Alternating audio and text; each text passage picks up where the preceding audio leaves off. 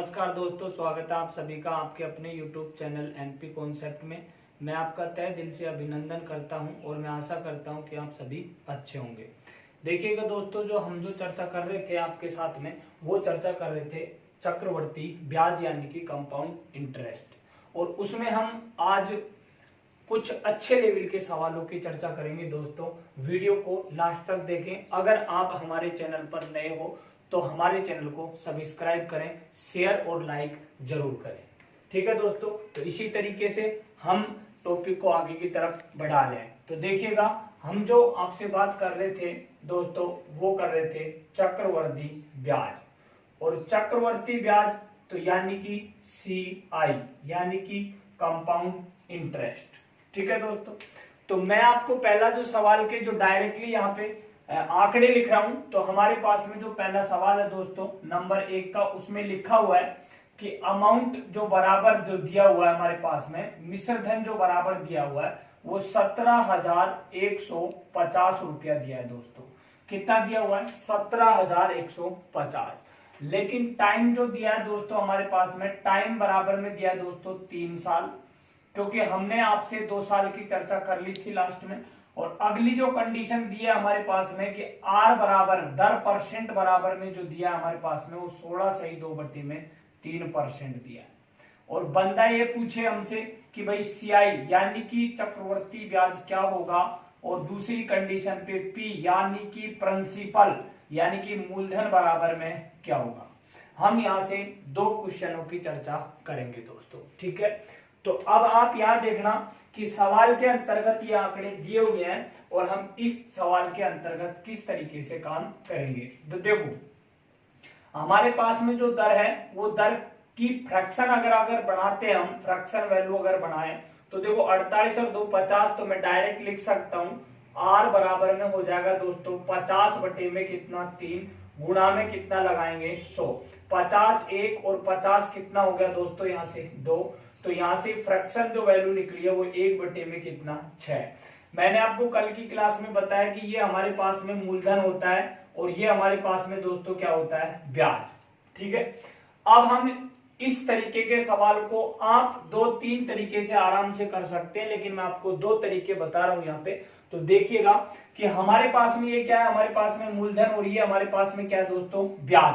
तो अगर मैं मूलधन के साथ में ब्याज जोड़ दूं तो हमारे पास में अमाउंट बढ़ेगा। तो मैं यहां लिख सकता हूं अमाउंट बराबर में कितना है 7, और P बराबर मूलधन बराबर में कितना है 6।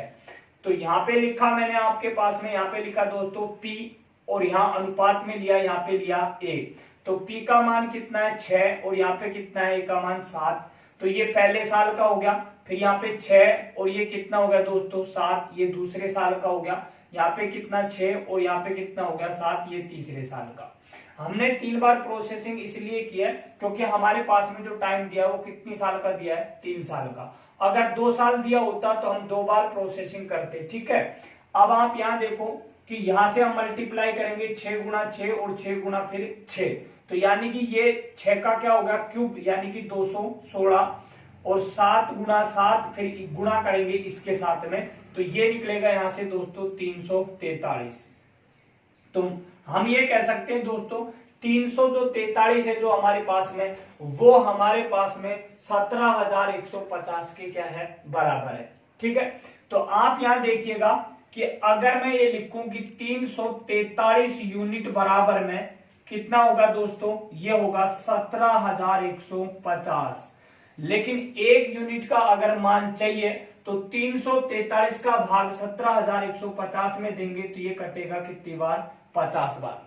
तो 1 यूनिट का मान कितना हो गया हमारे पास में? 50। लेकिन हमें सवाल में क्या पूछा है? हमें पूछा है CI और पूछा है प्रिंसिपल। तो CI ज्ञात करेंगे, तो आप यहां देखिएगा कि अगर अमाउंट में से मैं प्रिंसिपल घटा दूं तो मेरे पास में क्या बचेगा दोस्तों? ब्याज। तो अगर मैं 343 में से 216 अगर घटाऊं तो मेरे पास में यहां से बचेगा दोस्तों 100 कितना 17, कितना बचेगा 117, 117 नहीं 127 बचेगा दोस्तों। कितना बचेगा 127। अगर मैं 127 को गुणा कितने से करूं 50 से, तो मेरे पास में जो ज्ञात होगा वो क्या होगा CI, यानी कि CI बराबर में होगा दोस्तों 127 गुणा में कितना 50। अब देखो 5 7 कितना हो गया 35, 3 बच गए 12 पंजो 60 और 3 कितना 63, यानी कि सीआई जो होगा हमारे पास में वो होगा 6350। दूसरी कंडीशन पे अगर दोस्तों हमें ज्ञात करना हो कि भाई हमारे पास में मूलधन क्या है, तो P बराबर में 1 यूनिट का मान 50 है और हमें यूनिट कितनी ज्ञात करनी है 216 यूनिट का मान ज्ञात करना है।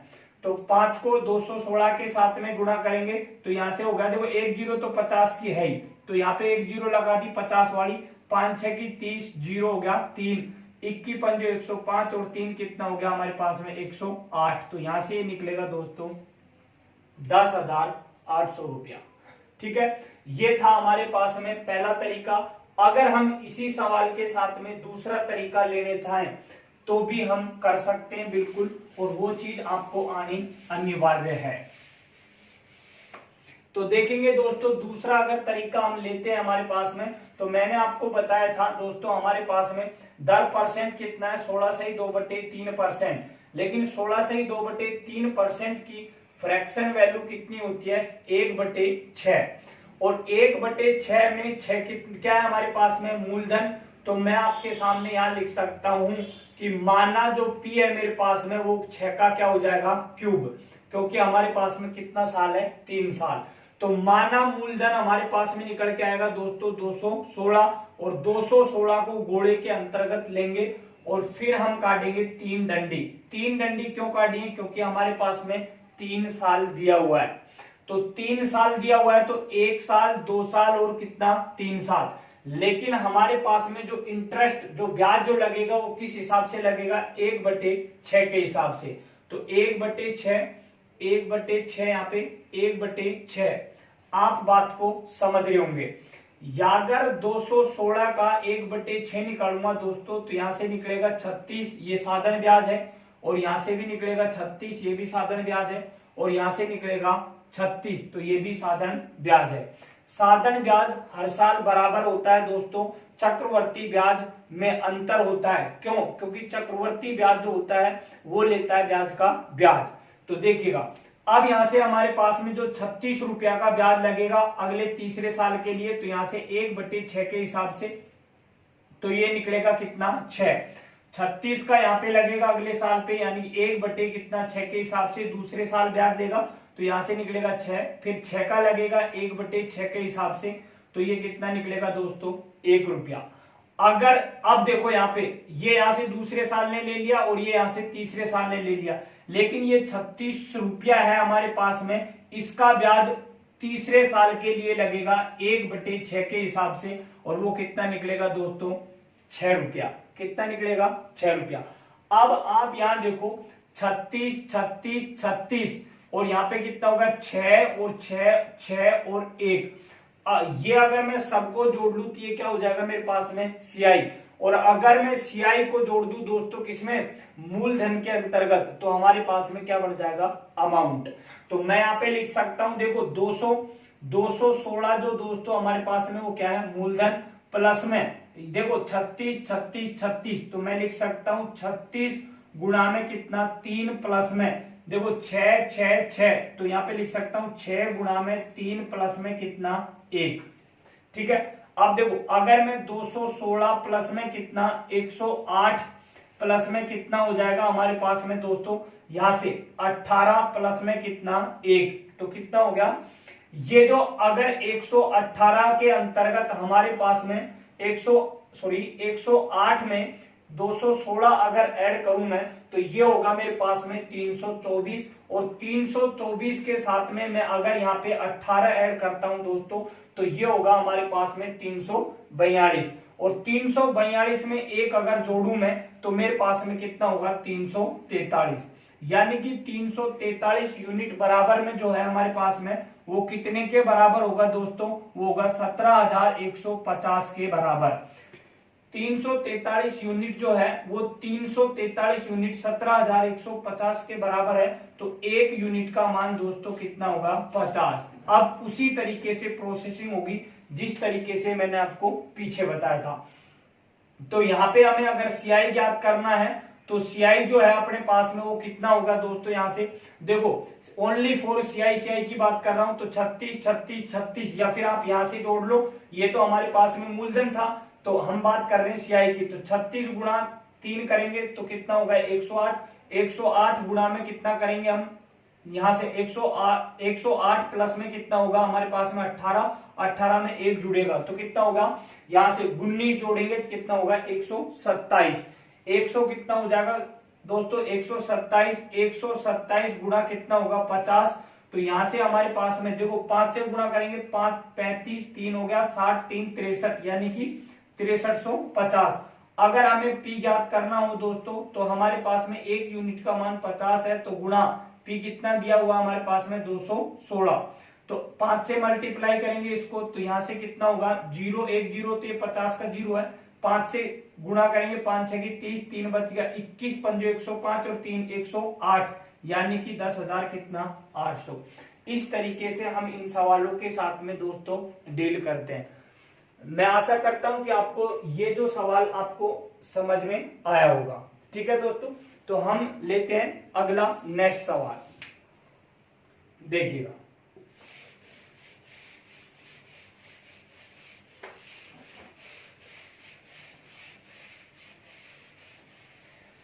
तो देखिएगा दोस्तों, अब लेते हैं हम नेक्स्ट सवाल। देखिएगा यहाँ पे हमें जो दिया गया है कि R बराबर 20%, T बराबर 3 साल, CI और SI का अंतर जो है वो 800 रुपया है, तो P ज्ञात करें कि हमारे पास में मूलधन क्या होगा। तो देखो दोस्तों, हमारे पास में जो दिया हुआ है R बराबर जो दिया है दोस्तों वो दिया है हमारे पास में 20%। आप देखो ये सवालों को हम डायरेक्ट ही कर सकते हैं क्योंकि ये छोटे सवाल हैं और इनमें हमें ज्यादा जो पकड़ना होता है वो आंकड़े पकड़ने होते हैं। ठीक है, तो R बराबर में कितना दिया हमारे पास में 20%, फिर आगे दिया हुआ है हमारे पास में कि T बराबर 3 साल का CI माइनस SI का जो अंतर है दोस्तों हमारे पास में वो कितना दिया हुआ है, वो दिया है 800 रुपया। ठीक है, अगली कंडीशन पे आगे जो दिया हुआ है हमारे पास में वो ये कह रहा है कि P बराबर में ज्ञात करें क्या होगा, वो धनराशि क्या होगी, या फिर दूसरी कंडीशन पे ये बंदा ये भी पूछ सकता है हमसे कि अमाउंट क्या होगा, यानी कि मिश्र धन क्या होगा। तो देखो मैंने आपको बताया था कि हम डायरेक्टली ऐसे सवालों को दर परसेंट से निकाल सकते हैं। तो देखो 20% की फ्रैक्शन वैल्यू कितनी होती है दोस्तों, 1 बटे में कितना होता है हमारे पास में 5, कितना होता है 1 बटे 5।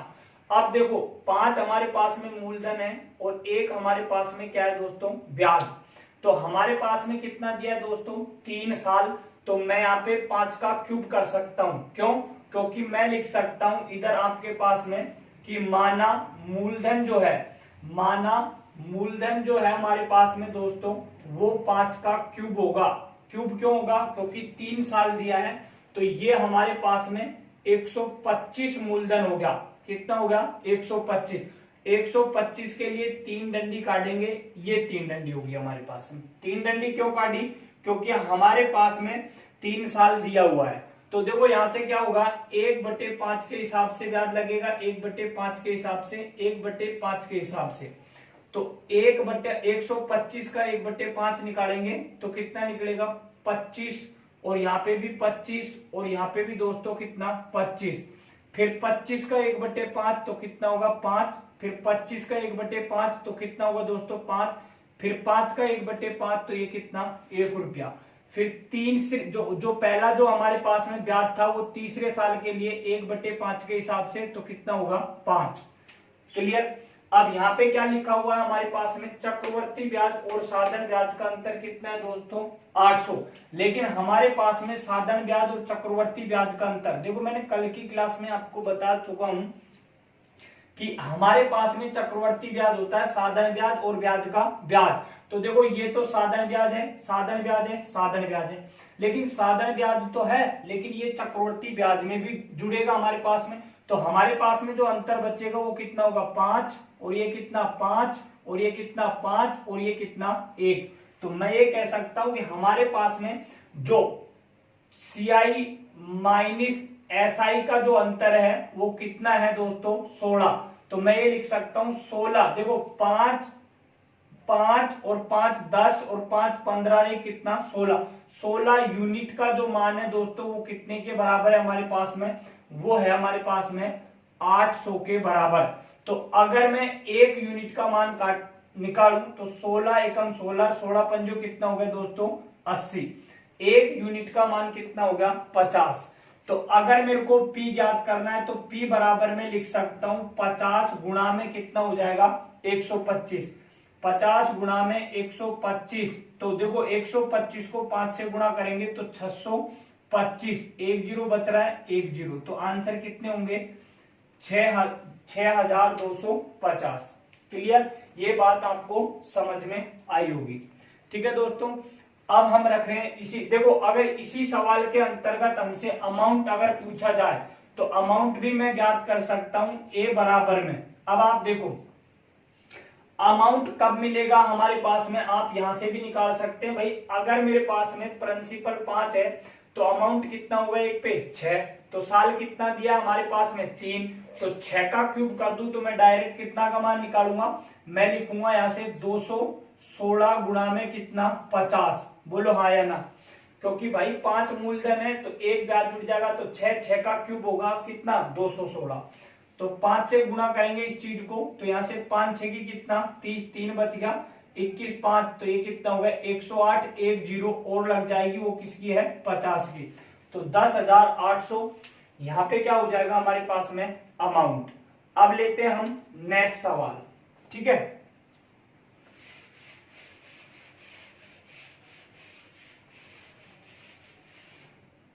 देखिएगा एक सवाल है, बहुत बेहतरीन सवाल है। सवाल के अंतर्गत दिया हुआ है कि P बराबर 12,600 रुपया दिया हुआ है दोस्तों।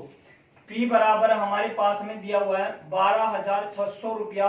पहले साल की जो दर है, पहले साल की जो दर है हमारे पास में वो 14/2/7, 14/2/7%, और दूसरे साल की जो ब्याज है हमारे, जो दर है हमारे पास में वो दिया 11/1/9%, और तीसरे साल की जो दर है हमारे पास में वो है 10%।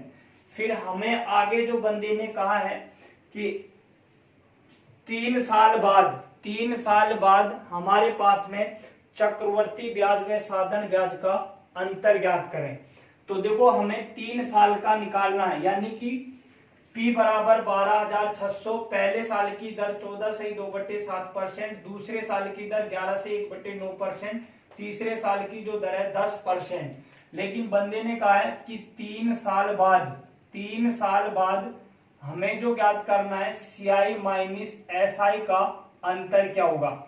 ठीक है दोस्तों, अब आप यहां देखो अगर मैं बात करूं 14/2/7% की फ्रैक्शन वैल्यू की, तो ये होती है हमारे पास में 1/7, और अगर मैं बात करूं दूसरे साल की परसेंट की बात फ्रैक्शन वैल्यू, तो ये 1/ कितनी होगी 9। अगर मैं बात करूं तीसरे साल की 10% की, तो ये 1/ कितनी होगी दोस्तों 10। तो अब आप यहां देखेंगे 12,600 रुपया को मैं कितने भागों में, यानी कि 3 डंडियों के साथ में इस तरीके से बांटूंगा। तो पहली जो हमारे पास में शुरू का जो हमारे पास में जो ब्याज लगेगा वो 1/7 के हिसाब से, फिर 1/9 के हिसाब से, फिर 1/10 के हिसाब से। आपको ये बात समझ में आ रही होगी दोस्तों। तो अब आप यहां देखो कि 12,600 का 1/7 निकालूंगा, तो देखो 7 एकम कितना हो गया दोस्तों 7, बच गए कितना 5, 7 8 56, यानी कि 1,800 रुपया निकल का आया। 12,600 का 1/9 निकालूंगा, तो देखो 9 एकम कितना हो गया 9, 9 चौको 36, यानी कि 1,400 रुपया। 1/10 के हिसाब से हो गया दोस्तों 1200 कितना 60। अब यहां से देखो 1400 का 1/10 के हिसाब से लगेगा, यानी कि अगले इस दर के हिसाब से लगेगा। तो 1400 का 1/10 निकालेंगे तो हमारे पास में निकलेगा 140 रुपया। फिर 1800 का 1/9 निकालेंगे तो 9 दूनी कितना 18, यानी कि 200, 1/9% की दर से। फिर यहाँ पे हमारे पास में 1/10 के हिसाब से लगेगा कितना 20। फिर 1800 रुपए का जो ब्याज लगेगा, इसको अच्छे से देखें दोस्तों, 1800 रुपए का जो ब्याज लगेगा वो हमारे पास में 1/10 के हिसाब से, 1/10 के हिसाब से तो कितना होगा दोस्तों, 180 रुपया। क्लियर। अब आप यहां देखो कि हमारे पास में ये तरीका बहुत अच्छा है, इसमें हम अलग अलग तरीके के काफी सवाल बना सकते हैं। देखो अगर बंदा ये कहे हमसे तीसरे साल का चक्रवर्ती ब्याज, तो ये दोस्तों हमारे पास में है तीसरे साल का चक्रवर्ती ब्याज। अगर बंदा कहे कि दूसरे साल का चक्रवर्ती ब्याज, तो दूसरे साल का चक्रवर्ती ब्याज। अगर बंदा कहे कि पहले साल का चक्रवर्ती ब्याज, तो ये पहले साल का चक्रवर्ती ब्याज। अगर बंदा ये कहे दोस्तों 2 साल का चक्रवर्ती ब्याज क्या होगा यहाँ पे, तो हमें क्या जोड़ना होगा, एक तो ये और एक ये। अगर 3 साल का चक्रवर्ती ब्याज कहेगा तो ये और ये तीनों जोड़ने पड़ेंगे। लेकिन अभी फिलहाल हमारे पास में क्या कह रहा है कि अंतर ज्ञात करो। तो अब अंतर देखो आप, वैसे आपको पता है साधारण ब्याज ये है, साधारण ब्याज ये है जो चक्रवर्ती ब्याज में भी आएगा, साधारण ब्याज ये है जो चक्रवर्ती ब्याज में भी आएगा। तो हम क्या लिख सकते हैं, मैं लिख सकता हूं यहाँ पे CI बराबर में कितना लिखूंगा दोस्तों, 1800 प्लस में कितना होगा 1400 प्लस में कितना होगा दोस्तों 1260। फिर क्या होगा हमारे पास में प्लस में कितना होगा दोस्तों, यहां से 140 प्लस में कितना 20 प्लस में कितना 180 और प्लस में कितना दोस्तों ये 200। आपको ये बात समझ में आ रही होगी। अगर यहाँ पे देखो SI की बात करूं तो SI बराबर में क्या होगा, ये सेम कंडीशन, तो क्या होगा 1800 प्लस में कितना होगा 1400 प्लस में कितना होगा 1260। अब देखो ये समान है तो ये अंतर तो यहां से कट ही जाएंगे, तो अंतर जो है हमारे पास में वो कितना है 140 फिर 20 फिर 180 फिर कितना है 200। तो यहां से देखो 200 और 200 कितने होंगे दोस्तों 400 में 140 जोड़ेंगे तो अंतर जो निकलेगा वो निकलेगा 540 रुपया का अंतर है। कितने रुपया का है, 540 रुपया का अंतर है हमारे पास में। तो ये बात आपको समझ में आ रही होंगी दोस्तों।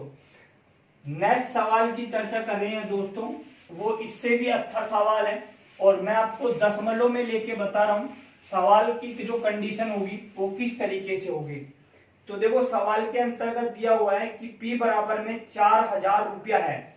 P बराबर में कितना है दोस्तों, P बराबर में दिया हुआ है 4000 रुपया। पहले साल की जो दर है हमारे पास में वो दिया है 4%,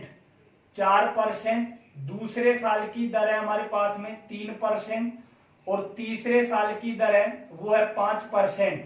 लेकिन सवाल में जो पूछा है दोस्तों वो कहा है कि तीसरे साल का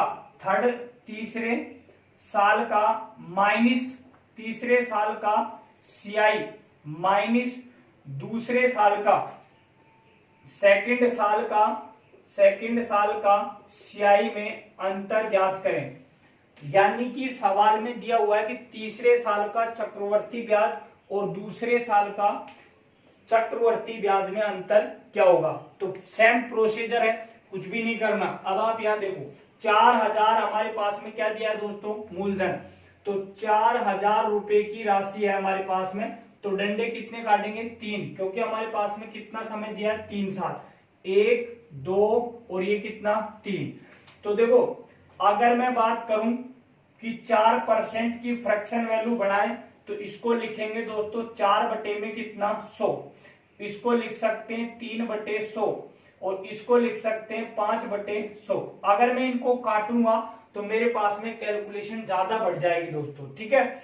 तो हमें यहाँ पे लगाना है 4 में कितना 100, यहाँ पे लगेगा 3 में 100 और यहाँ पे लगेगा दोस्तों 5 में कितना 100। ये बात आपको समझ आ रही होगी। तो देखो 4000 का 4/100 निकालूंगा तो हमारे पास में निकलेगा दोस्तों 160। 4000 का 3/100 निकालेंगे हम तो ये निकलेगा दोस्तों 120। और अगर मैं 4000 का 5/100 निकालता हूं तो ये निकलेगा दोस्तों 200। क्लियर हुई बात। फिर आगे की जो कंडीशन है हमारे पास में देखो 120 का 5 बटे कितने के हिसाब से 100 के हिसाब से। क्लियर। अब देखो एक जीरो से तो एक जीरो कटी जाएगी, तो यहां से 12 पंजो 60, तो ये कितना निकलेगा 6 रुपया। अगर मैं 160 का 3/100 के हिसाब से तो निकालूंगा, तो देखो एक जीरो से तो एक जीरो कटी जाएगी हमारे पास में, 16 3 48 यानी कि 4.8। फिर अगले 4.8 का जो ब्याज लगेगा वो किस हिसाब से लगेगा, 5/100 के हिसाब से, 100 के हिसाब से।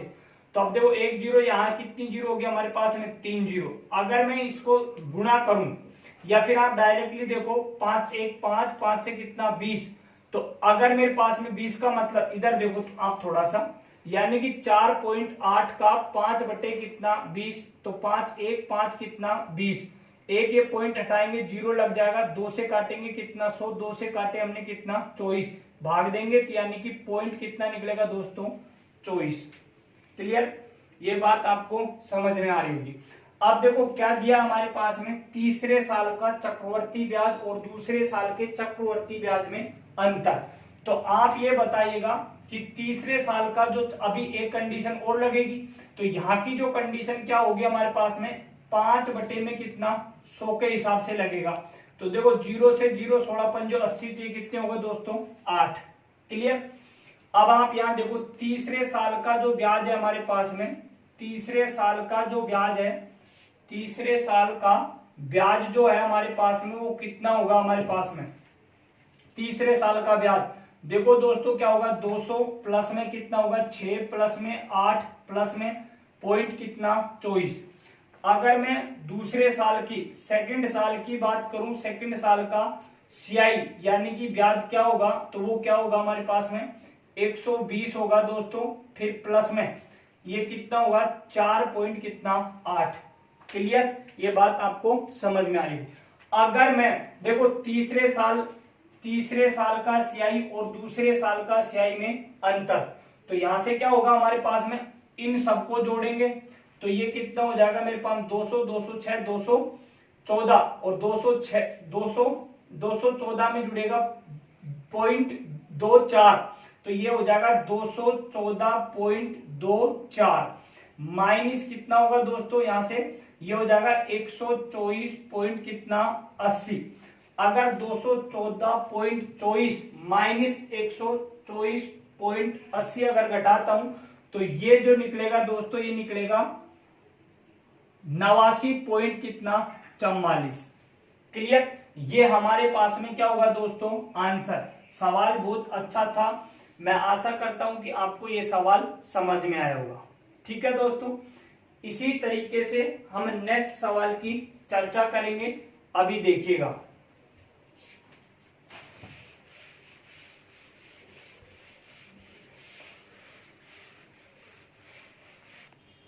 देखिएगा दोस्तों, अब रख रहे हैं हम नेक्स्ट सवाल।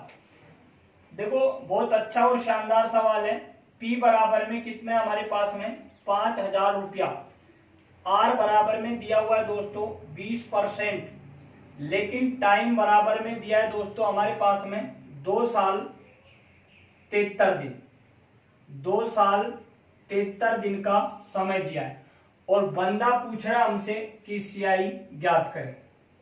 देखो दोस्तों, सवाल को आप बहुत आसानी से समझने की कोशिश करना। सवाल काफी तरीके से हो सकता है, लेकिन सवाल वेरी वेरी मोस्ट है। तो देखो यहाँ पे हमारे पास में जो दर है उसको हम फ्रैक्शन वैल्यू में अगर बदलें तो हम क्या लिख सकते हैं, इसको लिख सकते हैं दोस्तों हम 1/में कितना 5। क्लियर, यहां तक हमारे पास में जो मूलधन दिया है वो कितना दिया है हमारे पास में 5000। तो देखो 5000 रुपए की राशि है। जिस प्रकार से मैंने आपको 1 साल 73 दिन का चक्रवर्ती ब्याज निकलवाया था, उसी तरीके से हम यहाँ पे 2 साल 73 दिन का ब्याज निकाल सकते हैं दोस्तों। क्लियर, अब आप यहाँ देखो कि हमें डंडी कितनी काटनी होंगी। देखो 2 साल 73 दिन है, मैंने ये कहा कि 1 साल से एक भी दिन ज्यादा होगा तो हमें 2 डंडी काटनी होंगी। तो यहाँ पे देखो 2 साल 73 दिन है, तो यहाँ पे कितनी डंडी काटनी होगी, 3 डंडी काटनी होगी। लेकिन 2 साल का तो ब्याज पूरा पूरा लगेगा, लेकिन तीसरे साल में से हम 73 दिन का ब्याज खींच लेते हैं। अब आप यहाँ देखो 1 2 और ये कितना दोस्तों 3, तो हमें जो 1/5 के हिसाब से ब्याज लगेगा, तो 1/5 का 5,000 का 1/5 निकालेंगे दोस्तों तो कितना होगा 1,000। 1/5 के हिसाब से तो यहाँ पे कितना होगा 1,000। तो 1/5 के हिसाब से यहाँ पे कितना होगा 1,000। तो अब आप यहाँ देखेंगे कि 1,000 का फिर 1/5 लगेगा, तो ये कितना होगा दोस्तों 200। फिर यहाँ पे हमारे पास में 1/5 हजार का 1/5 निकालेंगे तो हमारे पास में फिर क्या होगा दोस्तों, वो होगा कितना 200। फिर 200 का 1/5 निकालेंगे दोस्तों तो हमारे पास में होगा दोस्तों 40। फिर यहाँ से 1/5 निकलेगा हमारे पास में 1000 का, तो ये कितना होगा दोस्तों 200। क्लियर।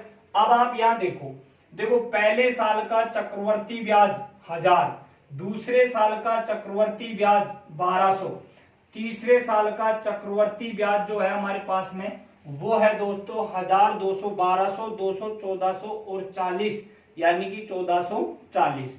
लेकिन 2 साल का तो हमें पूरा चाहिए, तो 2 साल का ब्याज क्या हो जाएगा हमारे पास में, देखो 1000 गुणा में कितना 2, 1000 और 1000, फिर ये यहाँ पे कितना है हमारे पास में दोस्तों 200। तो ये कितने साल का हो गया हमारे पास में 2 साल का। लेकिन तीसरे साल का जो ब्याज है हमारे पास में वो कितना है 1440। 1440 में से हमें 73 दिन का ब्याज निकालना है, लेकिन 1440 हमारे पास में 365 दिन का ब्याज है, तो हम निकालेंगे यहाँ पे प्लस क्या हो जाएगा 1440 कितने दिन का ब्याज 365 दिन का, गुणा में कितने दिन 73 दिन का। क्लियर। 73 कितना 5 का भाग देंगे, 5 दूनी 10, 5 8 40, 5 8 40, यानी कि हमारे पास में 73 दिन का ब्याज 288 निकला है। तो देखो 1000 गुणा 2 तो 2000, और 2000 में 200 जुड़े तो कितना हो गया हमारे पास में 2200, और 2200 में अगर मैं 288 जोड़ू दोस्तों तो हमारे पास में हो जाएगा 2400 कितना 88 रुपया ब्याज जो होगा वो होगा 2 साल 73 दिन का ब्याज दोस्तों। कितने दिन का होगा 2 साल 73 दिन का ब्याज 2488। अब मैं आपको एक लॉजिक बताने वाला हूं, वो हमें डायरेक्ट सवालों को करने के लिए मदद करता है दोस्तों। ठीक है, बहुत अच्छे सवाल बनते हैं उस लॉजिक के अकॉर्डिंग। ठीक है, तो अब आप एक बार अच्छे से देखें।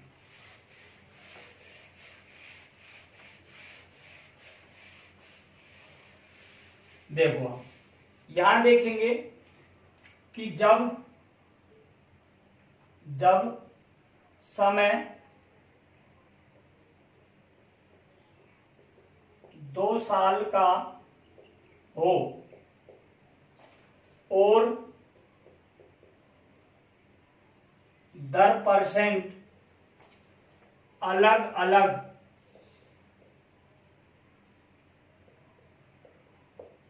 या समान हो तो चक्रवृद्धि ब्याज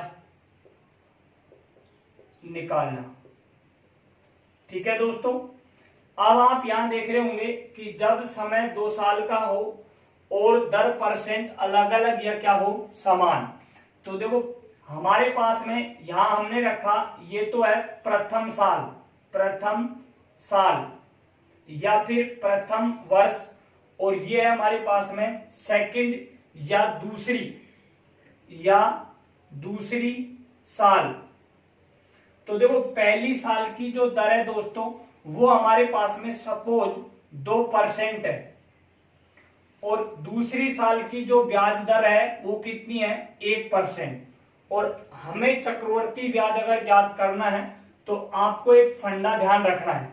आपको क्या ध्यान रखना है, फंडा ध्यान रखना है। यहां पे लिख देता हूं मैं CI, तो ये होगा दोस्तों हमारे पास में CI। ठीक है, तो आप यहां देखो यहां पे x प्लस y बटे में 100, या फिर x plus Y plus x y बटे में कितना 100, या फिर ये चीज गुणा में भी मिल सकती है, या फिर ए एक्स और वाई की जगह ए बी भी मिल सकता है। तो अब आप यहां देखो कि अगर मेरे पास में पहले साल की दर 2% है, दूसरे साल की दर 1% है, तो चक्रवर्ती ब्याज क्या होगा। एक दो बार बता रहा हूं मैं, फिर ऑटोमेटिक आप निकाल सकते हैं। देखो 2 और 1, तो x का मान 2% और y का मान 1 प्लस में 2 गुणा में 1 बटे में कितना 100। देखो 2 और 1 कितना हो गया हमारे पास में 3 प्लस में ये 2 गुणा 1, तो 2 में 100 का भाग लगेगा। तो दोस्तों हमारे पास में जो कंडीशन बनेगी वो 0.0 कितने की बनेगी 2 की। क्लियर। तो मैं डायरेक्ट लिख सकता हूं कि चक्रवर्ती जो ब्याज होगा हमारे पास में होगा 3.02। बोलो बात समझ में आ रही कि नहीं आ रही। बिल्कुल बात आपको फैक्ट आ रही होगी। अगली कंडीशन, अगर पहले साल की दर परसेंट हमारे पास में 3 है और दूसरे साल की कितनी है दोस्तों 4, तो अब आप यहां देखेंगे वही लॉजिक है कि यहाँ पे कितना होगा हमारे पास में 3 प्लस में कितना 4 प्लस में 3 गुणा 4 बटे में 100, तो ये कितने होंगे दोस्तों 7 प्लस में 12 में 100 का भाग लगेगा, तो पॉइंट कितना 12। तो मैं डायरेक्ट रख सकता हूं तब चक्रवर्ती ब्याज होगा 7 पॉइंट कितना 12। वैसे दशमलव के बाद में एक एक अंक बोलते हैं 7.12। अगर यहाँ पे 5% है और यहाँ दूसरे साल भी कितना है 5%, तो भी हमारे पास में सेम कंडीशन आएगी दोस्तों। क्या होगा 5 प्लस में 5 प्लस में 5 गुणा 5 बटे में कितना 100, तो ये कितनी होगी हमारे पास में दोस्तों 10। फिर यहाँ पे देखो प्लस 25 में 100 का भाग लगेगा, तो ये होगा पॉइंट कितना 25, बराबर लिख सकते हैं 10 पॉइंट कितना दोस्तों 25। तो यहाँ पे जो चक्रवर्ती ब्याज होगा वो होगा 10 पॉइंट कितना 25। क्लियर। अब देखो डायरेक्ट बता रहा हूं मैं कि अगर हमारे पास में यहाँ पे लगाओ 6% और यहाँ पे लगाओ कितना 7% की दर, यहाँ पे 6% और यहाँ पे कितनी 7%, तो देखो हमारे पास में माइंड में क्लिक होनी चाहिए 6 और 7 कितना हो जाएगा दोस्तों 13, 6 7 कितना 4200 का भाग लगेगा, तो मैं लिख सकता हूं 13.42% जो है हमारे पास में वो क्या होगा ब्याज, चक्रवर्ती ब्याज। अगर मेरे पास में यहाँ पे दोस्तों कितना दे दे, यहाँ पे दे दिया हमारे पास में 12% और यहाँ पे दे दोस्तों यहाँ पे दे दिया हमारे पास में कितना 8%, ये 8%, तो हमारे पास में देखो 12 और 8 कितना होगा दोस्तों 20। क्लियर यहाँ तक। और 12 अंठ्यो हमारे पास में जो कितने होंगे 96, तो 96 में 100 का भाग लगेगा, तो दोस्तों ये कितना होगा 20.96% क्या बनेगा ब्याज। इसी तरीके से हमारे पास में कोई भी यूनिट हो, एक और ले लेते हैं, यहां से ले लेते हैं हम 9% हो हमारे पास में, और यहाँ पे हो हमारे पास में दोस्तों 14% दूसरे साल पे, तो देखो 9 और 14 हमारे पास में कितने होंगे, हमारे पास 9 और 14 कितने होंगे दोस्तों 23, 9 और 14 कितने होंगे 23। फिर अगर 9 और 14 को मल्टीप्लाई करेंगे तो 100 कितना होगा 26, 126 में 100 का भाग देंगे, तो 126 में 100 का भाग देंगे तो क्या होगा 1.26। क्लियर बात। तो अब देखो एक यहां जुड़ जाएगा तो ये बनेगा हमारे पास में 24 पॉइंट कितना दोस्तों 26, ये चक्रवर्ती ब्याज। इसी तरीके से आगे हम इनका जो प्रयोग जो करेंगे वो नेक्स्ट वीडियो के अंतर्गत बताएंगे, तो इसी तरीके से आप इन चीजों को बनाना सीखें।